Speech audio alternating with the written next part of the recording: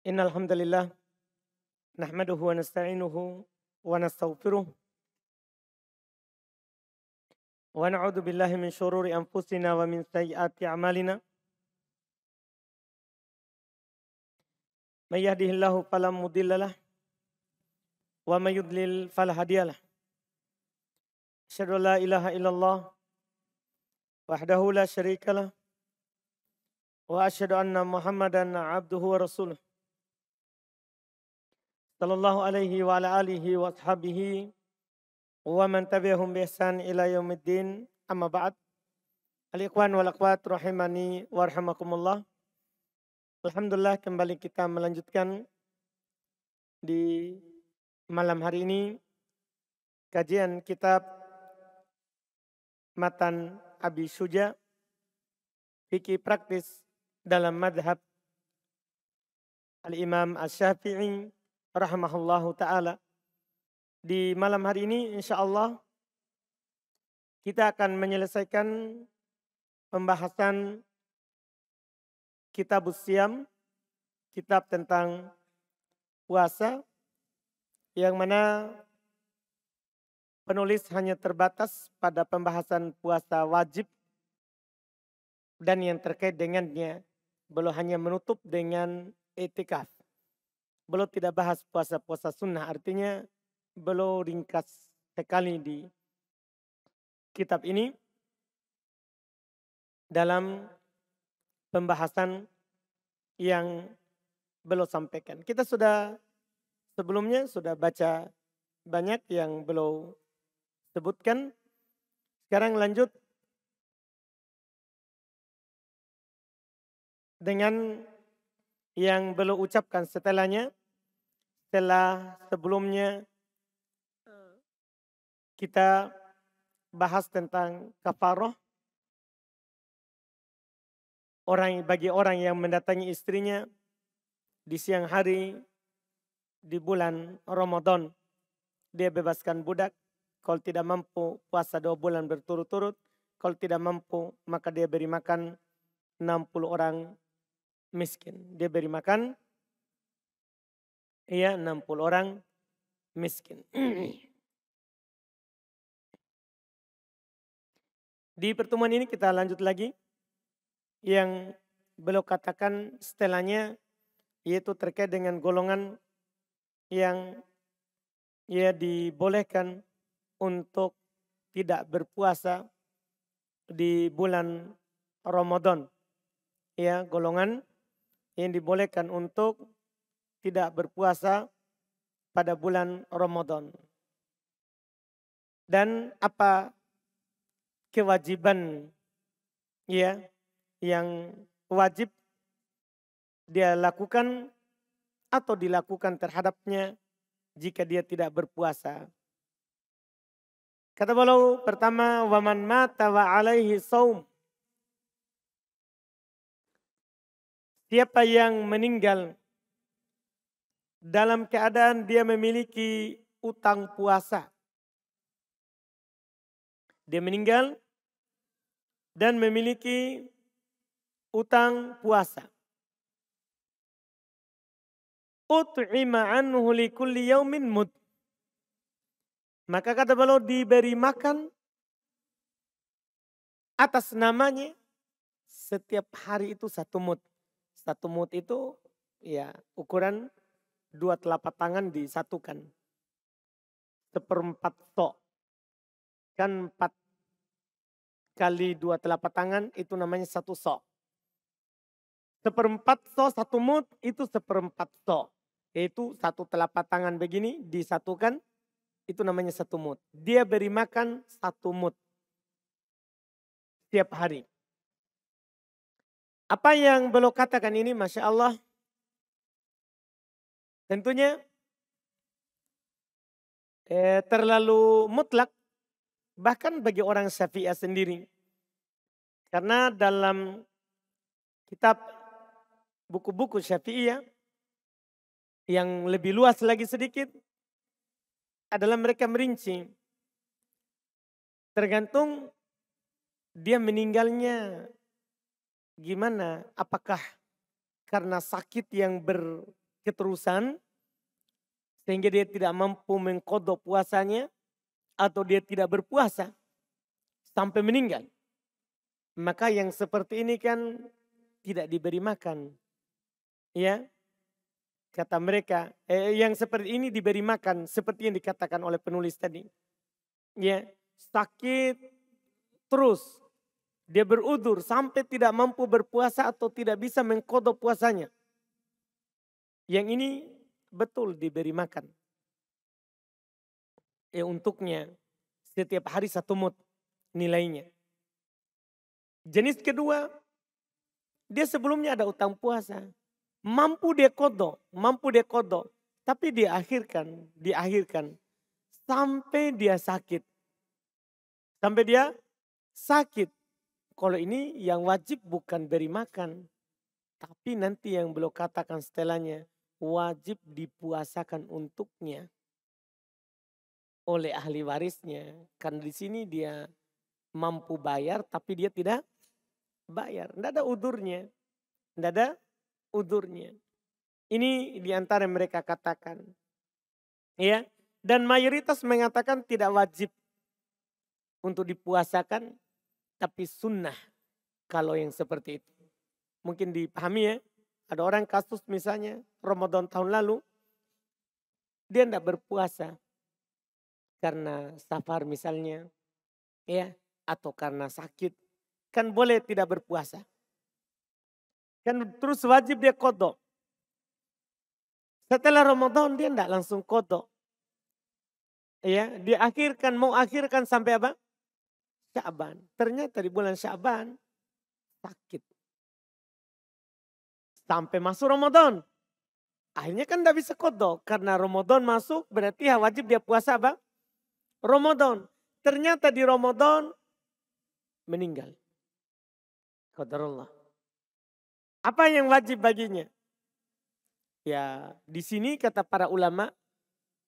Dia mampu kan mengqadha tadinya. Kemudian diakhirkan. Sampai datang waktu sibuknya. Di sini yang wajib adalah kata para ulama, walinya puasakan. Mayoritas mengatakan sunnah walinya puasakan. Masuk dalam hadits Nabi SAW, man mata wa alaihi shaum, shoma anhu waliyuhu. Siapa meninggal, punya utang puasa, maka walinya puasakan. Walinya puasakan atas namanya. Dalam buku-buku madhab juga, seperti madhab Syafi'iyah juga, boleh dia bayar orang untuk mempuasakannya. Selain ahli waris. Boleh. Walaupun pada dasarnya yang berpuasa untuknya adalah ahli warisnya. Adalah ahli warisnya. Iya, ini perincian yang tentunya lebih bagus daripada langsung dimutlakan. Siapa yang meninggal dia punya utang puasa, maka diberi makan setiap hari 1 orang miskin. Ini kalau dia punya udzur. Dia punya utang puasa kemudian berudzur. Tidak mampu dia bayar. Diberi makan. Karena udzurnya. Karena ini lebih dikiaskan kepada nanti orang tua yang tidak mampu lagi untuk berpuasa. Kan sama. Nanti akan disebutkan setelahnya. Iya. Adapun kalau dia tanpa udzur. Datang waktunya dia belum ganti. Sampai diakhirkan sampai datang udzurnya. Nah ini puasa dia tidak diberi makan tapi puasa walinya. Ahli warisnya. Ini rincian alhamdulillah lebih bagus. Kemudian kata beliau tadi. Ut'im anhu likulli yaumin mud. Diberi makan atas namanya setiap hari itu 1 mud. 1 mud. Para ulama rahimahumullah, mereka berselisih pendapat terkait dengan ukuran fidyah itu. Berapa takaran fidyah yang dikeluarkan kalau kita diwajibkan membayar fidyah? Kalau kita diwajibkan membayar fidyah. Berselisih pendapat para ulama kita. Sebab perselisihannya karena Allah Subhanahu wa taala tidak menyebutkan ukuran yang dikeluarkan. Allah cuma menjelaskan Fidyatun to'am miskin. Bayar fidyah sebagai makan orang miskin. Tidak disebutkan ukurannya berapa. Oleh karena itu, dan ini yang paling mendekati, Syekhul Islam Ibn Taimiyah rahimahullah belum memilih kembali ke uruf, ke kebiasaan masyarakat. Ukuran makanan satu kali itu berapa? Kembali ke kebiasaan masyarakat. Walaupun yang dikatakan oleh penulis tadi itu satu mud, dua telapak tangan yang digabungkan itu ya sudah ukuran apa?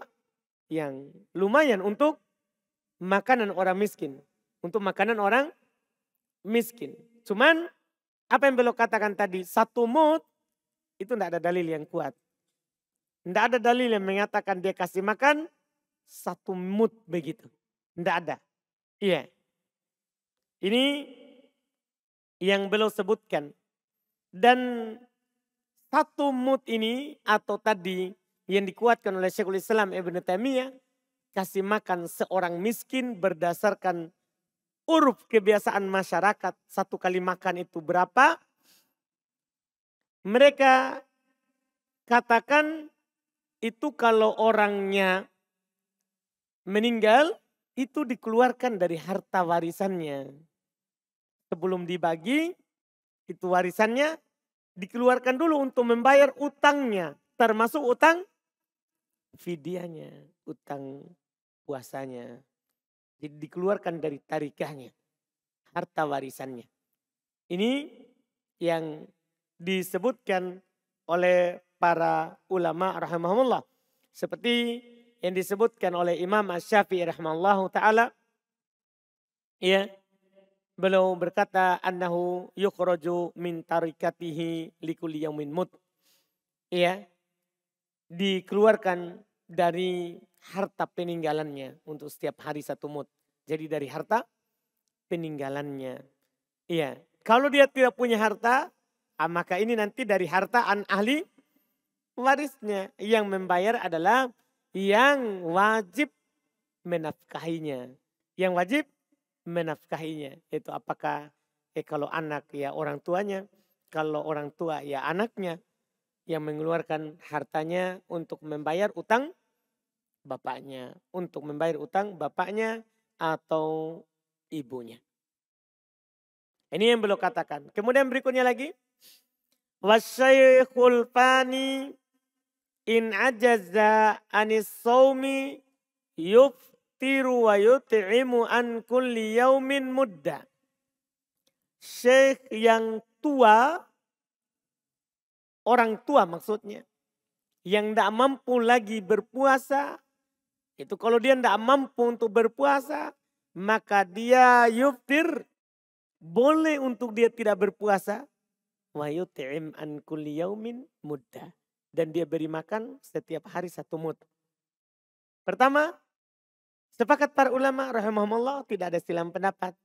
Orang yang tidak mampu untuk berpuasa, boleh baginya berbuka. Seperti orang tua, itu boleh berbuka. Boleh baginya untuk tidak berpuasa. Itu tidak ada silang pendapat. Apakah perempuan tua atau laki-laki tua. Yang tidak mampu lagi untuk berpuasa. Boleh baginya untuk tidak berpuasa. Terus yang kedua beliau katakan, wa yut'im an kulli yaumin mudda. Dia beri makan setiap hari satu mud. Artinya membayar fidyah. Membayar fidyah. Orang tua yang tidak mampu lagi berpuasa, dia bayar fidyah. Dia bayar fidyah. Setiap hari satu mud. Sama dengan tadi ini, karena beliau sudah bilang tadi satu mud.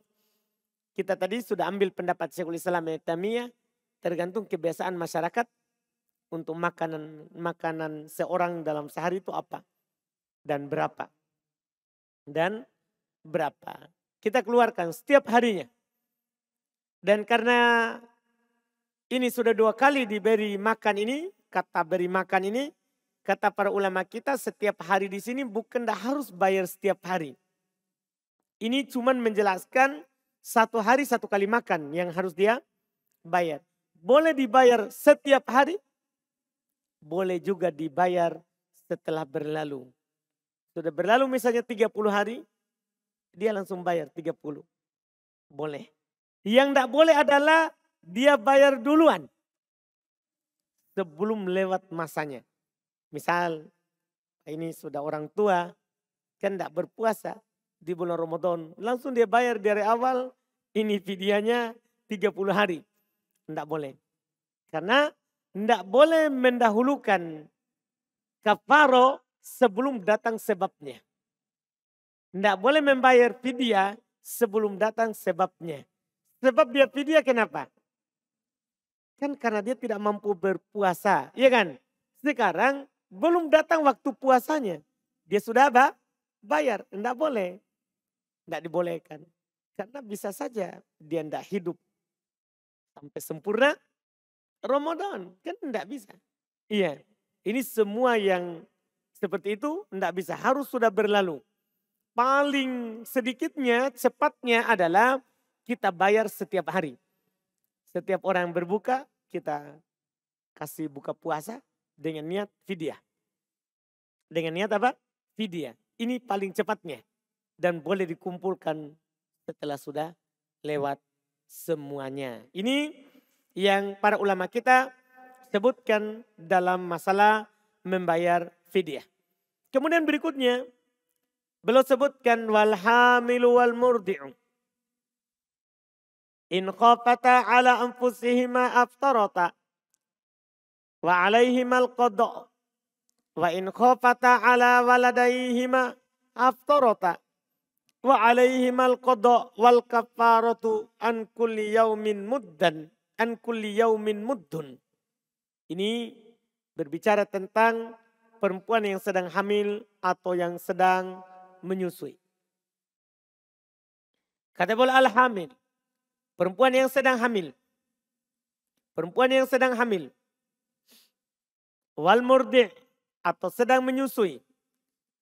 In khafata. Kalau dia khawatirkan jika dia berpuasa. Dia khawatirkan dirinya. Dirinya akan sakit. Karena sedang hamil. Atau sedang menyusui. Aftarota. Maka boleh keduanya berbuka. Tidak berpuasa. Wa alaihimal qada, dan wajib baginya qada jika dia khawatirkan dirinya.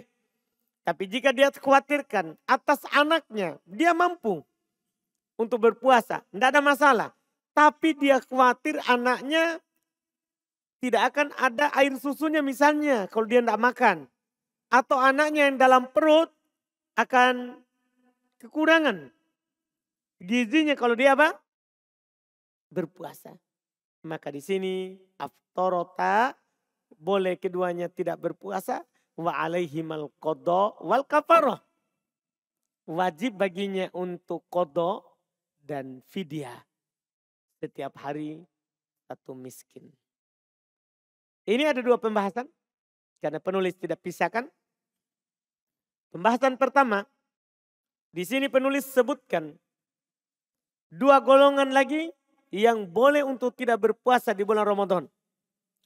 Seorang yang sedang hamil atau yang sedang apa? Menyusui. Tidak ada silang pendapat bahwa al-hamil wal murdi'. Seorang sedang hamil atau yang sedang menyusui boleh untuk tidak berpuasa pada bulan Ramadan. Dibolehkan. Ingat, tidak wajib untuk tidak berpuasa. Boleh. Artinya boleh berpuasa, boleh juga tidak berpuasa. Itu disepakati, tidak ada silang pendapat. Para ulama hanya silang pendapat terkait dengan yang wajib baginya. Qada atau fidyah. Atau fidyah dan qada. Itu yang diperselisihkan oleh para ulama kita. Dalam hal ini, apa yang disebutkan oleh penulis itu salah satu pendapat. Karena memang para ulama rahimahumullah ta'ala dalam hal ini terdapat 4 pendapat. Ini masalah perempuan yang sedang hamil atau menyusui. Qada atau fidyah. Qadha atau fidyah. Kita sebutkan sebagai faedah karena penulis sebutkan satu pendapat.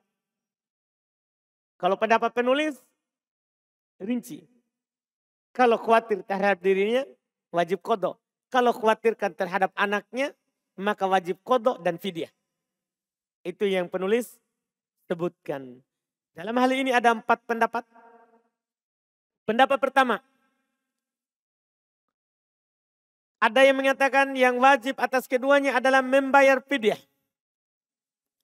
Tiap hari untuk seorang miskin tidak mengqadha. Dia bayar fidyah, tidak qadha. Ini adalah merupakan pendapat Abdullah bin Umar, demikian pula Ibnu Abbas. Dan ini yang dipilih oleh Syekh Al-Albani rahimahullah. Syekh Al-Albani memilih dia fidyah tidak qadha. Pendapat kedua, perempuan yang hamil atau menyusui dia mengqadha tidak bayar fidyah. Ini pendapat kedua lawan dari pendapat pertama. Kalau pertama fidyah tidak qadha. Kalau ini qadha tidak fidyah. Ini pendapat kedua.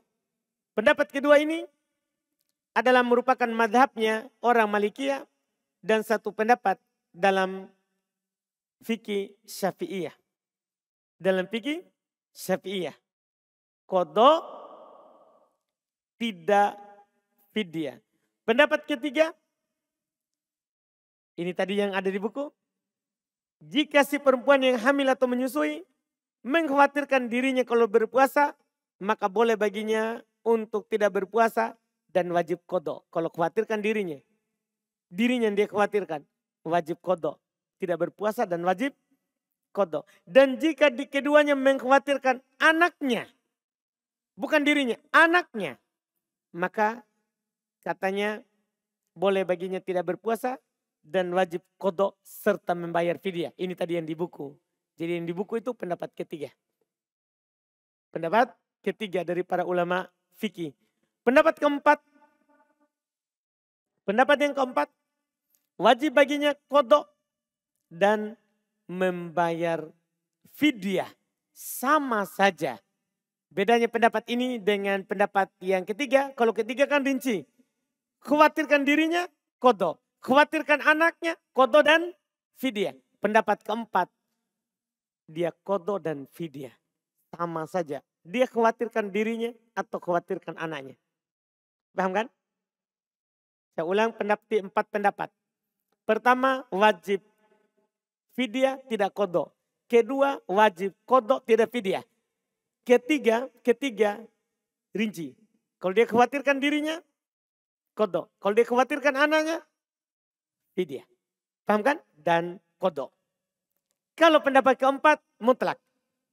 Dia khawatirkan dirinya atau khawatirkan anaknya, qadha dan fidyah. Ini 4 pendapat. Ini adalah 4 pendapat. Iya. Dari 4 pendapat ini, mana yang kuat? Iya. Dari 4 pendapat ini, mana yang kuat? Iya. Yang disebutkan oleh para ulama rahimahumullah. Cara memilihnya di sini ada 2 bentuk. Ada kita pilih karena hati-hati. Ada kita pilih karena lebih kuat dalilnya. Kadang para ulama kita memilih karena ini lebih hati-hati. Ada para ulama kita memilih karena lebih kuat dalilnya. Iya. Di antara para ulama ada yang memilih karena hati-hati untuk hati-hati. Pendapat yang keempat. Apa tadi? Wajib qadha dan fidyah. Kan apapun pendapatnya, kan ada yang mengatakan qadha, ada yang mengatakan fidyah.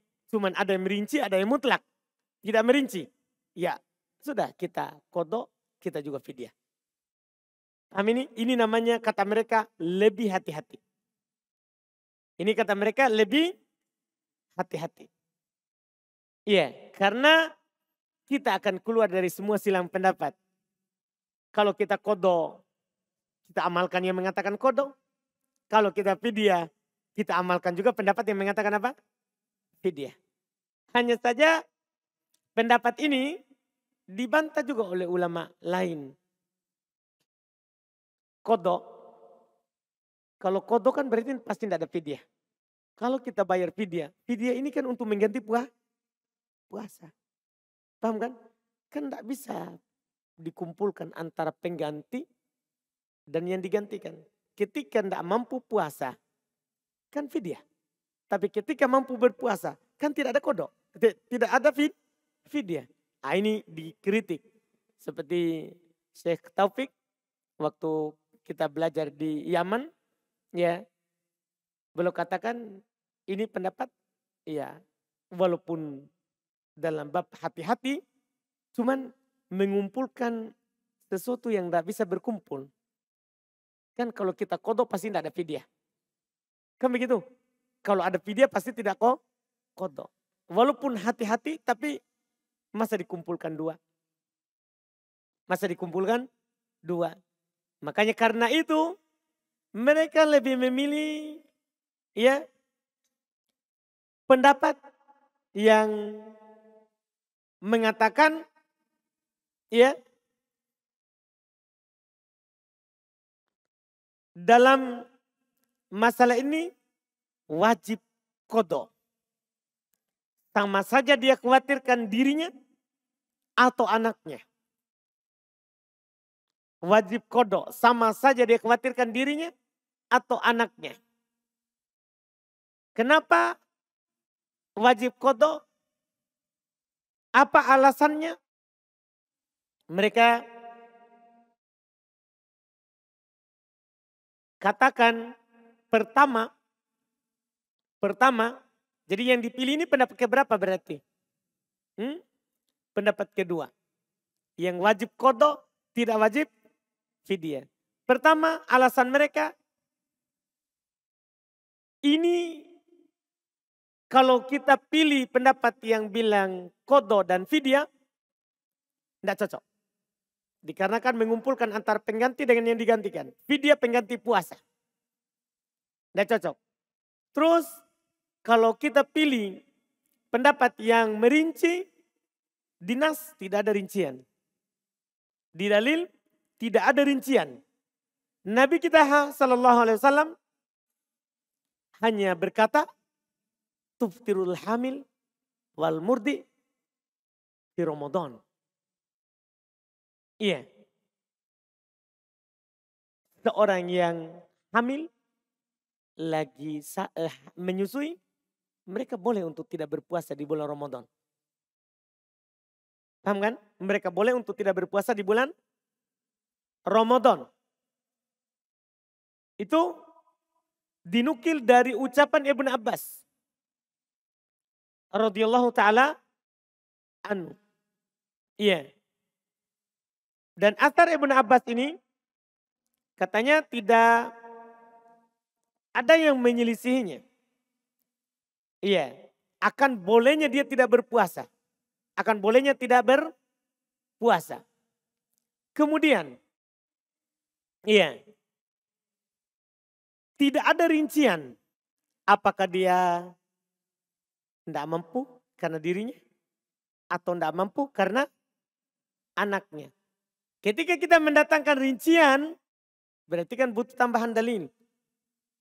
Makanya di sini pendapat katanya, mau kita yang lemah atau karena anaknya, kodok. Bukan fidyah. Karena katanya tidak ada rincian dalam dalil. Ditambah lagi, Nabi SAW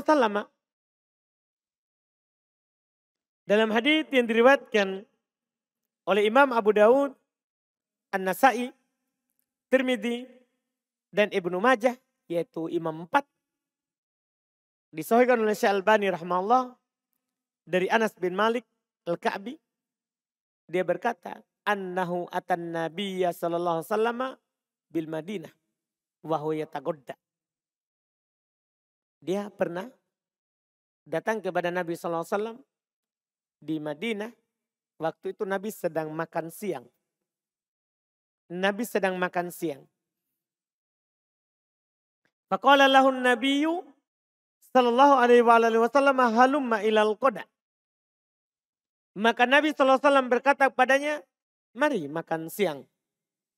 Nabi mengajaknya makan. Dia berkata, ini so'im. Saya sedang berpuasa. Kan dia datang, safar ke Madinah. Ketemu Nabi pas Nabi sedang makan siang. Maka faqala lahun Nabi SAW. Maka Nabi SAW berkata kepadanya, Inna allaha wadu'anil musafir as-sawm wa syatras salah wa anil hubla wal murdi'. Sesungguhnya Allah Subhanahu wa ta'ala, kata Nabi SAW, membebaskan dari seorang yang sedang bersafar untuk berpuasa. Artinya boleh musafir untuk tidak berpuasa. Ini disepakati. Disepakati, nanti ada dalilnya. Wasyatrus sholah, setengah sholat. Karena musafir kan boleh sholat duhur 2 rakaat. Salam, asar 2 rakaat. Salam, maghrib 3 rakaat. Isya 2 rakaat. Salam. Berarti setengah sholat. Paham kan? Yang dibebaskan untuknya. Wa anil hubla wal murdi. Allah bebaskan berpuasa dari seorang yang sedang hamil dan yang sedang menyusui. Di sini Nabi tidak merinci. Sekali lagi di sini tadi perkataan Ibnu Abbas. Ini langsung hadis Nabi disahihkan oleh Syekh Albani. Nabi tidak merinci bahwa yang penting orangnya sedang hamil atau menyusui boleh tidak berpuasa. Apakah janinnya atau anak yang disusui yang butuh makanan atau dirinya yang butuh makanan. Tidak dirinci. Tidak dirinci. Berarti pendapat yang merinci itu tidak ada dalil yang terkait dengannya. Makanya kita tidak pilih pendapat yang merinci. Kita pilih pendapat yang ini. Qadha. Terus setelah kita pilih qadha, kenapa kita bilang qadha tidak fidyah? Kan kita sudah pilih nih, qadha tidak fidyah. Kan pendapat pertama apa yang wajib? Dari pendapat pertama, fidyah tidak qadha. Kan mutlak. Kenapa kita tidak pilih fidyah saja? Kenapa kita pilih qadha? Nah, pendapat ini para ulama pilih dari sisi dalil. Dalil orang yang mengatakan fidyah adalah ayat Allah Subhanahu wa taala berfirman, wa 'alal ladzina yutiqunahu fidyatun ta'amu miskin. Iya. Ini yang dikatakan oleh Allah Subhanahu wa taala, wa 'alal ladzina yutiqunahu fidyatun ta'amu miskin. Atas orang yang tidak mampu untuk berpuasa, maka dia fidyah. Ketika dia tidak berpuasa, karena dia tidak mampu berpuasa, maka fidyah memberi makan satu orang miskin. Orang yang tidak mampu di sini berarti kan dirinya kan tidak mampu berpuasa. Bukan karena anaknya kan, atau karena anaknya. Akhirnya dia tidak mampu berpuasa. Allah katakan fidyah. Allah katakan apa? Fidyah. Kata mereka berdalil dengan ayat ini. Berdalil dengan ayat ini. Ya, bagi orang yang tidak mampu, maka dia memberi makan orang miskin. Orang miskin ini kadang tidak cocok dijadikan sebab terhadap orang yang sedang hamil atau menyusui. Ini kalau dalam istilah usul fikih tidak mutorid, tidak selalu sejalan dengan sebab itu. Dikarenakan gini, Orang yang hamil, kadang dia tidak berpuasa karena memang tidak mampu berpuasa. Kadang juga dia mampu untuk berpuasa, tapi dia khawatir akan lemah atau kurang air susunya. Berarti kan dia mampu tapi kurang air susunya. Kan begitu. Apalagi dia mampu sebenarnya tapi anaknya tidak mampu. Kan kadang begitu. Anaknya akan kekurangan ASI kalau dia berpuasa. Nah, ini tidak cocok dipraktekkan atau dikasih kaidah umum. Beda ya kalau kita mengatakan mutlak kodok. Iya. Kenapa mutlak kodok?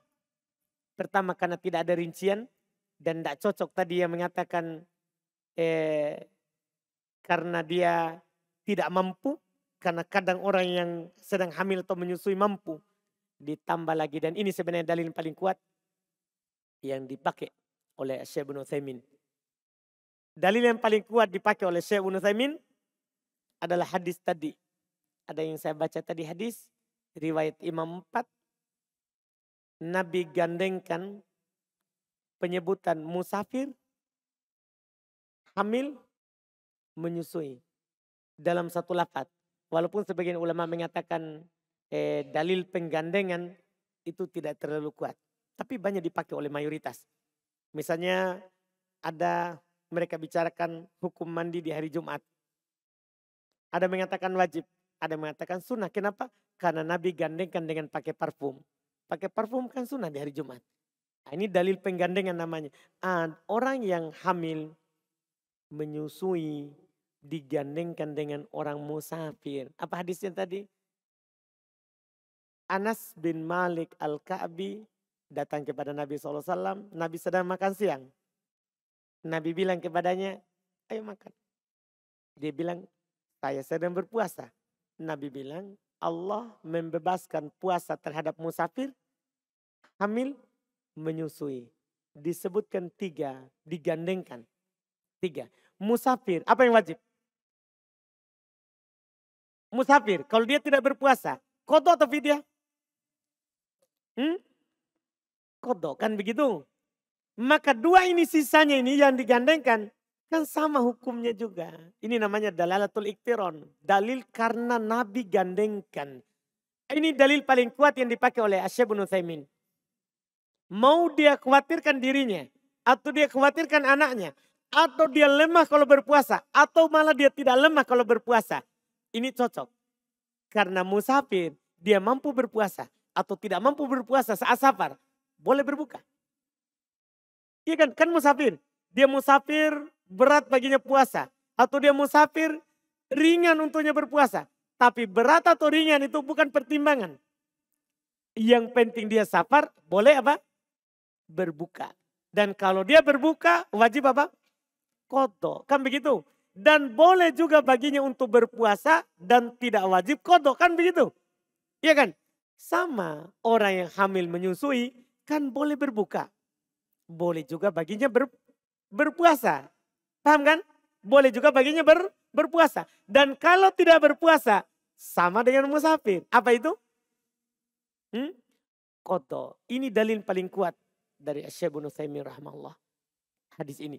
Riwayat Imam Abu Daud, An-Nasa'i, At-Tirmidzi, dan Ibnu Majah. Nabi menggandengkan musafir dengan murdi dan al-hubla yang sedang hamil. Ini dalil yang paling kuat.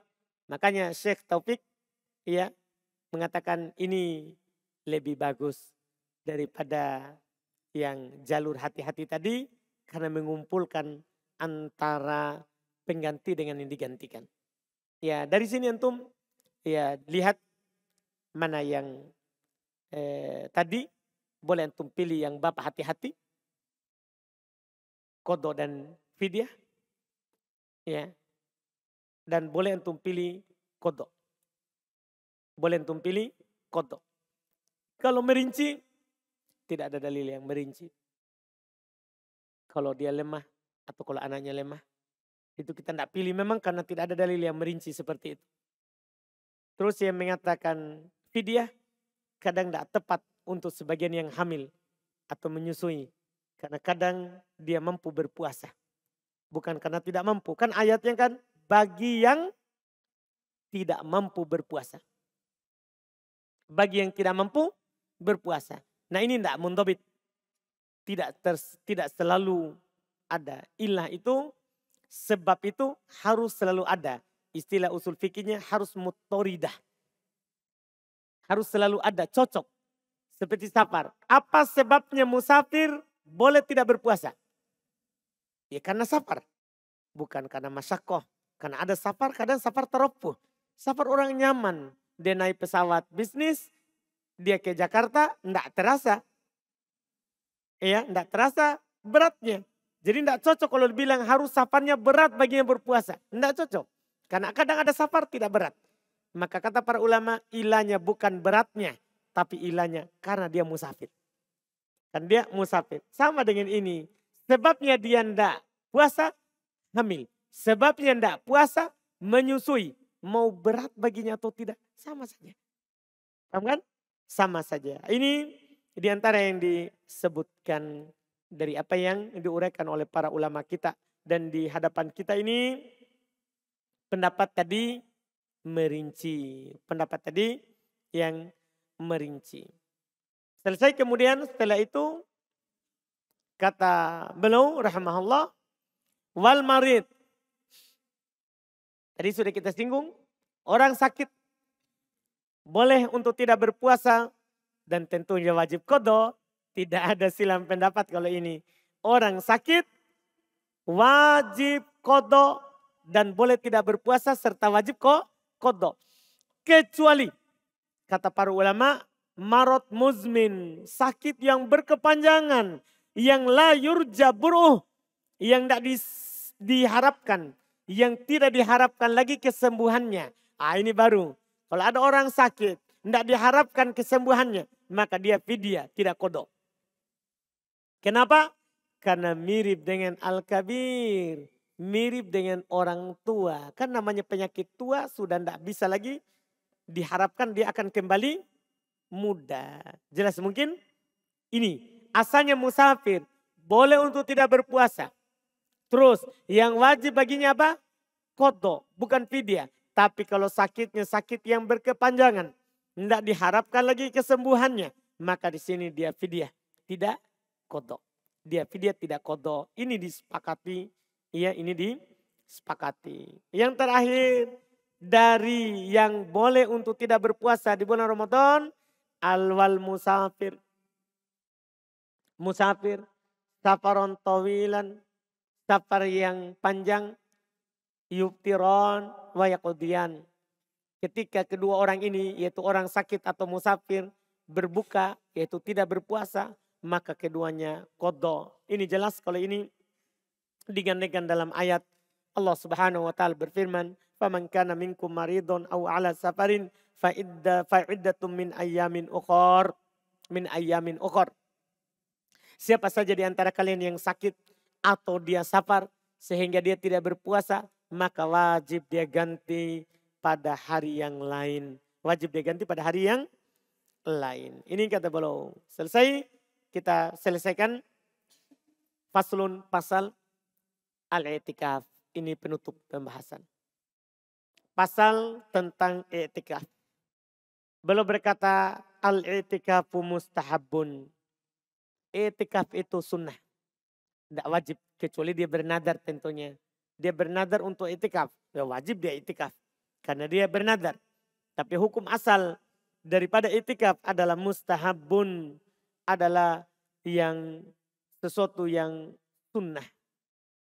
Bahkan para ulama mengatakan sunnah muakkadah. Sunnah yang sangat dianjurkan. Sunnah yang sangat dianjurkan. Apalagi pada 10 terakhir di bulan Ramadan. Pada 10 terakhir di bulan Ramadan. Itu adalah sunnah yang dianjurkan. Kenapa? Karena pertama Nabi selalu melakukannya. Nabi selalu beriktikaf. Mulai dari Ramadan disyariatkan. Itu Nabi selalu beriktikaf. Dan setelah belum meninggal. Nabi cuma berpuasa 9 tahun. Nabi cuma berpuasa Ramadan 9 tahun saja. Selama beliau berpuasa ini 9 tahun, selalu itikaf. Selalu apa? Itikaf. Setelah beliau meninggal, istri beliau beritikaf. Istri beliau beritikaf. Ini alasannya, makanya sunnah muakkadah, sunnah yang sangat dianjurkan, beritikaf di 10 terakhir di bulan Ramadan. Yang kedua, kenapa sunnah muakkadah? Karena di 10 terakhir di bulan Ramadan lah turun Lailatul Qadar. Kalau kita hanya mengejar harinya saja, kan belum tentu dapat. Tapi kalau kita beritikaf 10, pasti dapat. Pasti dapat. Orang yang beritikaf 10 hari Ramadan, pasti dapat Lailatul Qadar. Tapi kalau ada yang mengejar Lailatul Qadar saja, bisa dapat, bisa juga tidak. Bisa juga tidak. Karena bisa saja Lailatul Qadar itu di malam 21. Padahal sementara kita malam lain kita ke masjid. Atau malam 23, atau malam 25, atau 27, atau 29. Walaupun malam paling diharapkan adalah 27. Karena memang ada nas ya dari Nabi SAW yang mengisyaratkan hal tersebut. Cuman bagi orang itikaf, malam berapapun dia pasti dapat. Dia pasti dapat. Makanya di sini sunnah muakkadah ya disebabkan afdalul layali sanah Lailatul Qadar. Malam paling utama dalam setahun itu malam Lailatul Qadar. Malam Lailatul Qadar. Ini yang disebutkan. Kemudian beliau berkata walahu syarton. Untuk itikaf itu punya 2 syarat. An-niyah, yang pertama niat tentunya. Karena amalan tidak sah tanpa niat. Amalan tidak akan sah tanpa niat. Nabi SAW bersabda innamal amalu bin niyah. Amalan itu tergantung pada niatnya. Itu syarat pertama. Syarat kedua, wal-lubthu fil masjidi. Tinggal di masjid. Karena itikaf itu adalah di masjid. Antum bisa membaca firman Allah Subhanahu wa taala ya, ketika Allah memerintahkan Nabi Ibrahim dan Nabi Ismail mensucikan Baitullah, Allah katakan antahhira baitiya lit-taifina wal akifin. Yaitu kalian berdua mensucikan baiti, rumahku Ka'bah, Masjidil Haram untuk orang-orang yang tawaf serta orang yang i'tikaf. Ini di masjid. Iya, ini di masjid. Demikian pula firman Allah Subhanahu wa taala, wa antum akifuna fil masjid. Disebutkan kalian beriktikaf di masjid-masjid. Di masjid-masjid. Ini terkait dengan ayat larangan untuk mendatangi istri saat iktikaf. Saat iktikaf. Yaitu firman Allah Subhanahu wa taala sebelumnya, wala tubashiruhun. Jangan kalian mendatangi mereka istri. Wa antum akifuna fil masajid. Dalam keadaan kalian iktikaf di masjid. Kemudian beliau berkata, wala yakhrujul mu'takifu minal i'tikaf al-mandur illa li hajatil insan. Seorang yang beriktikaf tidak keluar dari tempat iktikaf nadarnya kecuali kebutuhan manusiawi, buang air kecil, buang air besar, makan, minum, itu pun kalau tidak ada yang mengantarkan makan dan minumnya. Beliau bilang iktikaf nadar. Enggak, bahkan iktikaf secara umum. Ketika seorang berniat untuk beriktikaf di masjid, tidak boleh keluar dari masjid kecuali kebutuhan yang bersifat manusiawi. Buang air kecil, buang air besar, dan semisalnya. Makan dan minum ini kalau tidak ada yang mengantar. Kalau ada yang mengantar, maka tidak boleh juga keluar. Tidak boleh juga keluar. Makanya beliau bilang, illa lihajatil insan. Kecuali kebutuhan yang manusiawi. Au udrin min haid. Atau perempuan ada udurnya berupa haid. Dia sudah niat iktikaf, tapi keluar apa? Darah haidnya. Dia khawatir kalau tinggal di masjid akan jatuh di lantai masjid. Maka dia boleh keluar karena haidnya. Au nifas atau nifas. Ini apalagi kan kalau nifas. Kan pasti kalau ada orang sedang hamil. Dia tiba-tiba mau melahirkan. Harus keluar. Harus apa? Keluar. Atau tadinya dia melahirkan terus dia mau itikaf. Nifas. Dia keluar, tidak di masjid. Iya. Au marodin la yumkinul maqamu ma'ah. Masya Allah, ini bagus juga disebutkan oleh penulis. Atau sakit yang tidak mungkin kita tinggal di masjid bersama sakit itu. Sakit itu mengharuskan kita dirawat dengan rawat khusus. Maka di sini boleh keluar. Boleh keluar. Terakhir beliau katakan wa yubtilul bil wat'in. Batal itu itikaf dengan watok, dengan mendatangi istri. Dengan mendatangi istri, apakah di malam Ramadan, apalagi di siang. Kalau di siang bukan hanya itikaf yang batal, puasa batal, wajib kafaroh. Kan begitu, ini berbicara di malam Ramadan. Ketika ada seorang mendatangi istrinya di malam itikaf, maka batal itikafnya. Jelas ayatnya tadi yang pernah saya baca tadi. Wa antum wala tubashiruhunna wa antum akifuna fil masajid. Jangan kalian menggauli mereka dalam keadaan kalian beritikaf di masjid. Dalam keadaan kalian beritikaf di masjid. Ini yang disebutkan pembahasannya di sini. Tentunya dia datangi istrinya dengan sengaja. Karena para ulama juga membahas kalau tidak sengaja. Dia hanya pulang kencing, pulang buang air besar. Dia lihat istrinya. Lupa kalau dia sedang itikaf. Dia langsung gauli. Karena malam Ramadan. Dia lupa. Walaupun ini susah karena lupa berjamaah. Masa dua orang lupa. Iya. Ini susah. Tapi anggaplah terjadi. Kata para ulama rahimahumullah. Itikafnya tidak batal. Itikafnya tidak batal. Atau yang saya tertarik di sini juga yang disebutkan oleh Syekh Taquddin Abu Bakar Asy-Syafi'i. Beliau berkata, au jama'a jahilan bitahrimihi. Atau dia datangi istrinya, dia itikaf. Dia datangi istrinya di malam hari saat malam-malam itikafnya. Cuman dia tidak tahu kalau mendatangi istri itu membatalkan itikaf. Dia tidak tahu itu. Dia belum belajar. Dia hanya ada orang itikaf, dia semangat juga itikaf. Tidak tahu hukum-hukum itikaf yang membatalkan itikaf itu apa. Iya. Setelah itu dikasih tahu, itikaf, kalau orang itikaf tidak boleh datangi istri. Tapi dia sudah datangi di malam pertama. Atau malam kedua atau malam ketiga dari itikafnya. Maka tidak batal itikafnya karena dengan kebodohan itu. Karena kebodohannya yang dia ada padanya sebelumnya. Ini selesai alhamdulillah. Kitab tentang puasa. Ya, beliau tidak singgung sama sekali puasa sunnah. Beliau hanya fokus pada puasa wajib. Insya Allah kalau cepat selesai ini kitab nanti kita akan bahas lagi buku-buku yang lebih luas lagi daripada yang beliau sebutkan. Di sana nanti akan ada penyebutannya. Setelah itu insya Allah di pertemuan depan kita sudah masuk di Kitabul Hajj. Artinya ini adalah yang terakhir dari fikih ibadah. Sisa haji.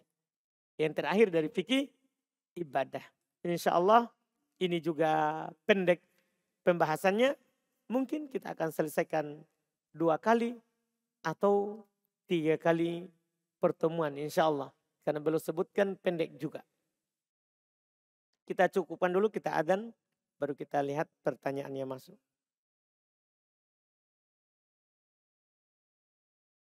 Kita baca di sini beberapa pertanyaan. Bismillah, apa Ustaz? Ada orang tua memiliki 1 rumah saja dan dia memiliki 6 orang anak. Sebelum meninggal dia cuma menunjuk 2 orang dari anaknya saja yang boleh memiliki rumah tersebut. Dan yang 4 orang sisanya tidak dapatkan harta. Apakah itu boleh Ustaz? Tidak boleh. Iya. Tidak dibolehkan kalau dalam hukum Islam. Ya, ketika ada dia tunjuk seperti itu, tidak dijalankan wasiatnya karena mendolimi anak yang lain. Mereka bagi berdasarkan Al-Quran. Kan tidak boleh kita taati makhluk kalau maksiat kepada Allah. Warisan kan sudah dibagi. Sudah dibagi di Quran. Tidak boleh kita jalankan wasiat orang tua yang salah Dan itulah caranya mencegah kesalahannya. Mencegah kesalahannya. Kita bagi secara syar'i. Dan itu pun kalau bukan warisan, anggaplah diberi saat hidup, tidak boleh dia hanya beri 2 orang anaknya kalau memberi. Nabi SAW pernah di masa beliau, bapaknya Nu'man, itu Bashir. Ketika lahir Nu'man, dia memberikan sesuatu pada Nu'man. Kata ibunya Nu'man, saya tidak mau terima kecuali kamu mempersaksikan Rasulullah terhadap pemberian itu. Maka dia pun pergi ke Rasulullah.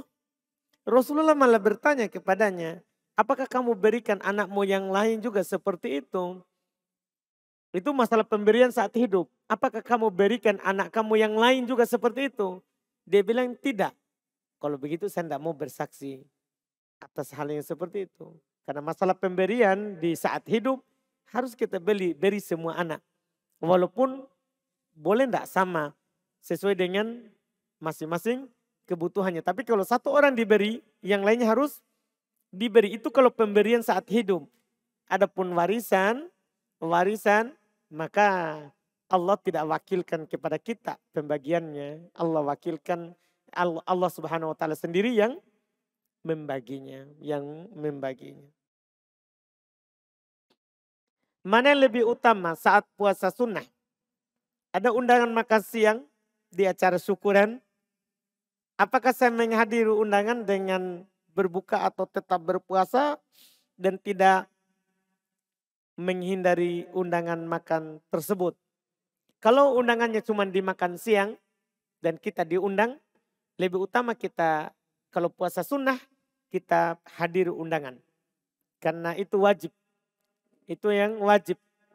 Hak muslim atas muslim yang lain kalau diundang dia jawab undangannya. Jadi dia hadir kalau memang tidak ada waktu lain kecuali itu. Hanya diundang makan siang. Dia jawab undangannya, dia batalkan puasanya. Karena menghadiri undangan wajib, berpuasa hukumnya adalah apa? Sunnah. Itu kecuali dia puasa wajib, tidak boleh. Dia batalkan. Bolehkah itikaf di luar Ramadan? Boleh. Boleh itikaf di luar Ramadan. Hanya saja ya di Ramadan sunnah muakkadah. Di luar Ramadan boleh. Di luar Ramadan boleh.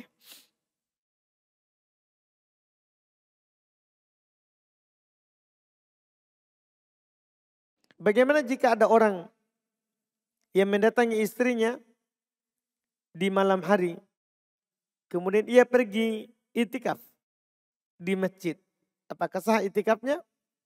Kalau itikafnya dia niatnya 10 hari, 10 hari ya batal. Kecuali itikafnya dia setiap hari dia niat, dia tidak itikaf 10 hari.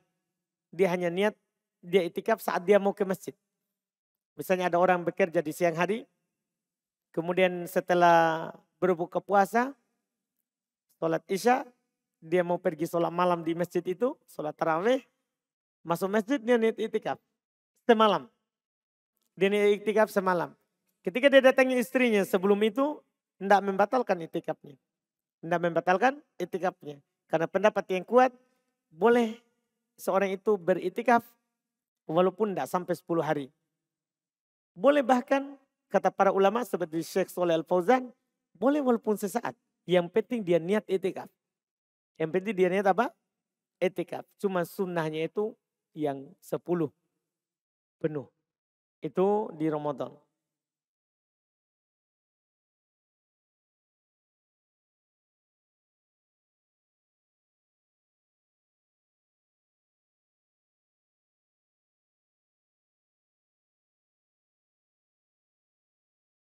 Apakah termasuk anak durhaka jika memberi hutang kepada orang tuanya? Orang tuanya tidak diberi hutang. Semua yang kita punya itu punya orang tua. Iya, kalau orang tua mau ambil, kita wajib kasih. Karena Nabi SAW katakan, anta wa maluk li abi. Kamu dan hartamu itu punya bapakmu. Masa orang tua dikasih utang? Nah itu punyanya. Ya kan? Apa yang kita punya itu punyanya orang tua kita. Apa yang kita punya itu punya orang tua kita. Masa diutangi? Tidak boleh. Ya, apakah termasuk durhaka atau tidak dalam hal tersebut? Iya, ditakutkan termasuk. Ditakutkan termasuk dari hal itu. Iya, karena itu tadi yang kita punya itu semua punya orang tua. Walaupun kita usaha sendiri, kita bekerja siang dan malam untuk mendapatkannya, tapi bisa nggak kita kerja kalau orang tua kita tidak nikah dengan ibu kita, kemudian dia tidak datangi, bisa nggak kita ada? Kita ini usahanya bapak sama ibu. Kita ini usahanya bapak sama ibu. Berarti kita dipunyanya karena usahanya. Dan apa yang kita usahakan adalah muncul karena sebab usaha dari orang tua. Iya, usaha dari orang tua. Pernah ada kejadian Syekh Imam Singkiti ditanya oleh seorang. Katanya orang tuanya langsung jual mobilnya. Dia tanya, apa hukumnya dia langsung jual mobil saya? Kan bukan dia punya. Syekh marah. Ya enggak pantas orang menanyakan hal itu. Iya, enggak pantas orang tanyakan. Ya mobilnya itu memang punya dia yang beli. Tapi dia dan mobilnya punya orang tuanya. Masa dia bertanya hukum orang tuanya menjual mobilnya dia? Enggak pantas orang tanyakan itu. Mau orang tuanya jual, mau orang tuanya pakai. Kan punyanya orang tuanya. Punyanya orang tuanya. Nah, itu yang harus dipahami. Iya. Bagaimana cara hitung hutang puasa? Bagaimana cara hitung hutang puasa anak sebelum hijrah? Di mana anak tidak tahu jumlah pastinya. Tidak usah dihitung. Taubat saja. Karena yang sebelum hijrah itu yang wajib bukan dikodok. Tapi bertobat.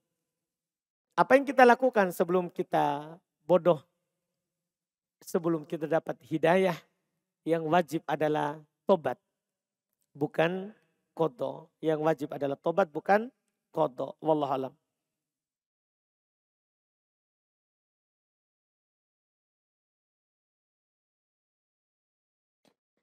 Bagaimana apa yang berlalu dari istri saya yang hanya membayar fidyah ketika hamil dan menyusui? Apakah gugur apa yang berlalu atau harus mengkodok setelah tahu hukumnya? Tidak, tidak perlu. Kalau dia bangun itu di atas pendapat yang tersebar, yang dia tahu, tidak perlu. Para ulama kita kan banyak yang punya dua pendapat. Seperti Imam Syafi'i sendiri. Belum punya pendapat kodim dan punya pendapat jadid. Punya pendapat lama dan pendapat baru. Ketika dapat pendapat baru yang lebih kuat, tidak diganti yang telah lewat. Tidak diganti yang telah lewat. Karena kita bangun di atas ilmu juga yang kita dapat. Dipahami kan? Demikian pula Imam Ahmad belum punya riwayat. Ada riwayat satu, riwayat dua. Ketika dia dapat satu riwayat dan dibelum berpegang dengan itu, dia tidak kodo yang telah lewat. Dia tidak kodo yang telah lewat. Dikarenakan sebelumnya kita bangun di atas apa? Ilmu. Kita bangun di atas ilmu. Itu yang disebutkan wallahu alam.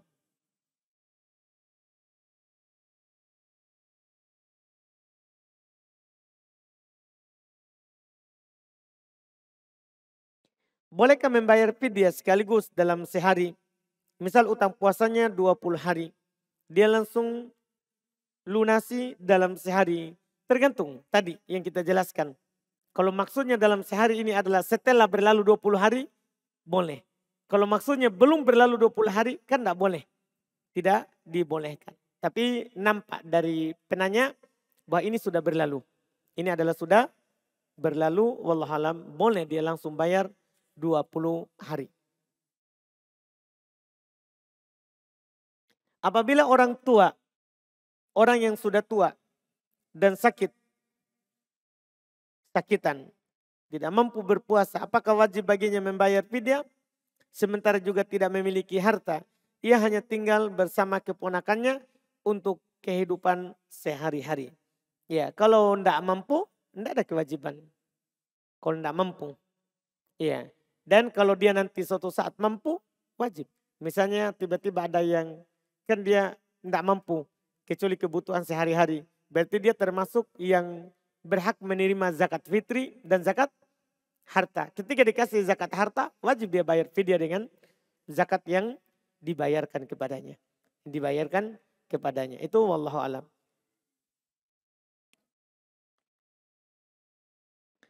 Dalam membayar fidyah, apakah boleh dalam bentuk beras?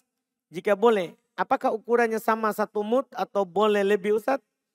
Karena di kampung saya orang yang mengeluarkan fidyah, mereka mengeluarkan beras dan dibagikan ke orang miskin. Boleh. Masuk dalam makanan orang miskin. Boleh mentah, boleh sudah masak. Kan masuk semua di makanan. Makanan itu bisa yang sudah siap dimakan dan bisa juga yang belum siap dimakan. Belum siap dimakan. Dan ukuran 1 mud berarti 1 masak. Kalau dia masak untuk seorang miskin berapa? Iya, itu yang dijadikan ukurannya kalau belum masak, wallahualam.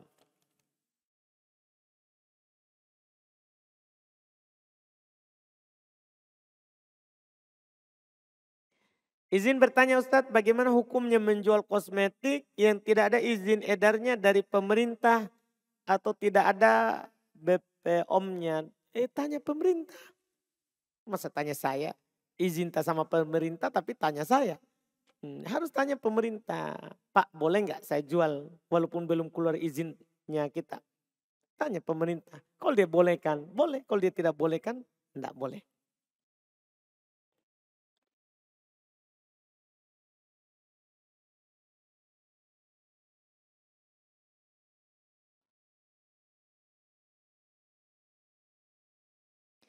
Bagaimana hukumnya bagi orang yang tidak puasa Ramadan sebulan penuh dengan alasan tidak kuat?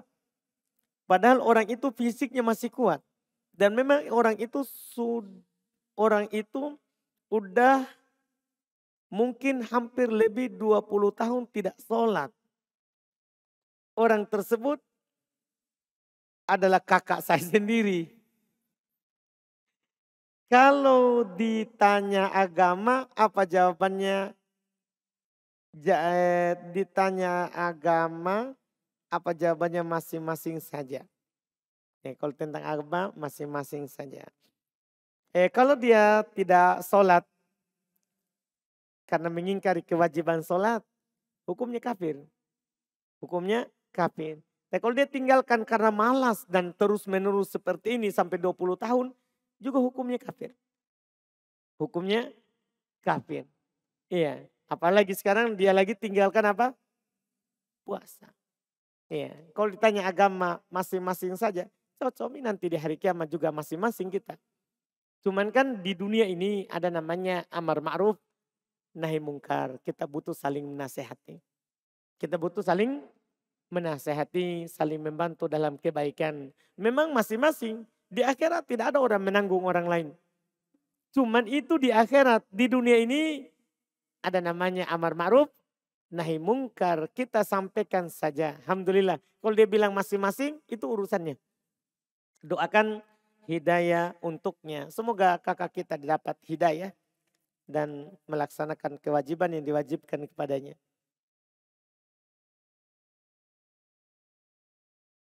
Izin bertanya Ustadz, apakah batal itikafnya apabila keluar itikaf untuk kerja? Maksudnya Ustadz hanya tinggal di masjid pada malam hari, pada saat pagi keluar untuk bekerja. Tergantung niatnya. Seorang itu kan boleh beritikaf, boleh niat itikaf bersyarat.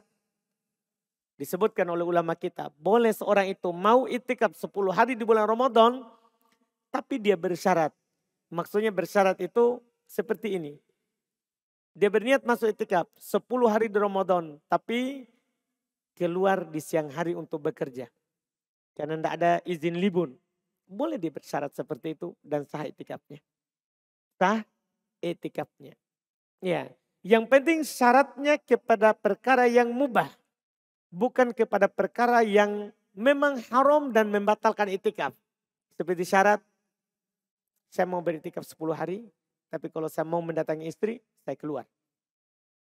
Nah, ini batal, enggak boleh. Karena syarat seperti ini kan membatalkan apa? Itikaf. Kalau syaratnya itu seperti tadi, boleh. Boleh syaratnya, enggak masalah. Jadi kalau dia tahu seperti itu, dari awal dia bersyarat. Dia bersyarat itu yang disebutkan.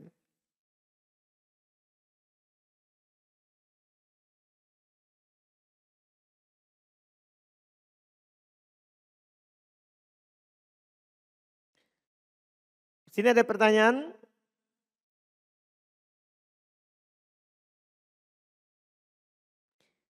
Pada saat itu dia tidak menyadari. Apa hukumnya gitu ya? Pada saat itu dia tidak menyadari bahwa dia sudah balik karena kurangnya ilmu. Jadi puasanya bolong-bolong. Tapi sekarang dia sudah sadar bahwa pada saat itu dia sudah balik.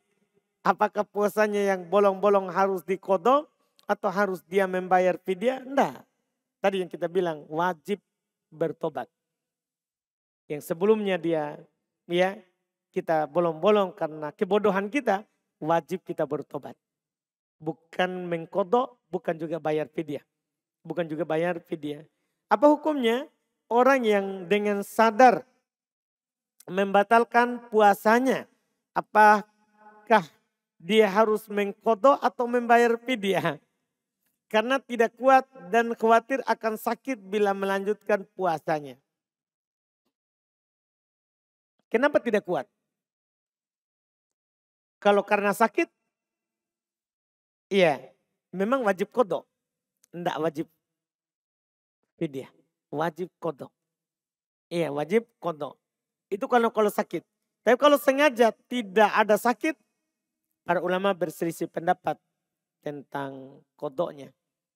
Sebagian ulama mengatakan ini lebih besar daripada kodok. Ini yang wajib baginya tobat, bukan kodok. Tentunya tidak wajib fidyah. Tidak wajib fidyah. Di sini perselisihannya dia kodok atau tobat. Sebagian ulama mengatakan tidak kodok. Yang wajib di sini tobat. Karena ini lebih besar daripada sekedar kodok. Karena tanpa udur.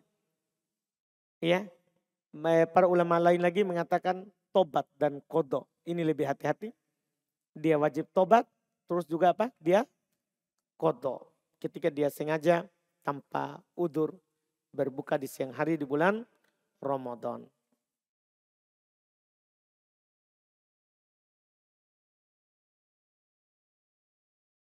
Apakah dalam membayar fidyah cukup dengan beras atau harus dengan lauknya? Iya saja, dari lauknya juga cukup juga dengan beras, bisa juga dikasih lauk. Iya, cukup dengan beras juga. Karena makanan itu bisa tadi yang mentah tanpa lauk boleh. Iya, boleh dibayar. Ukuran fidyah yang dikeluarkan apakah harus sesuai dengan makanan yang kita makan atau berdasarkan urf? Tidak harus sesuai dengan makanan yang kita makan. Sesuai dengan urfnya, orang miskin itu dikasih apa. Tentunya makin bagus ya makin bagus juga. Iya makin bagus juga. Apakah bisa fidyah diuangkan seharga makanan satu porsi makanan jadi untuk setiap porsinya? Tidak. Allah sebutkan makanan tidak boleh diuangkan. Kecuali kita wakilkan ke orang.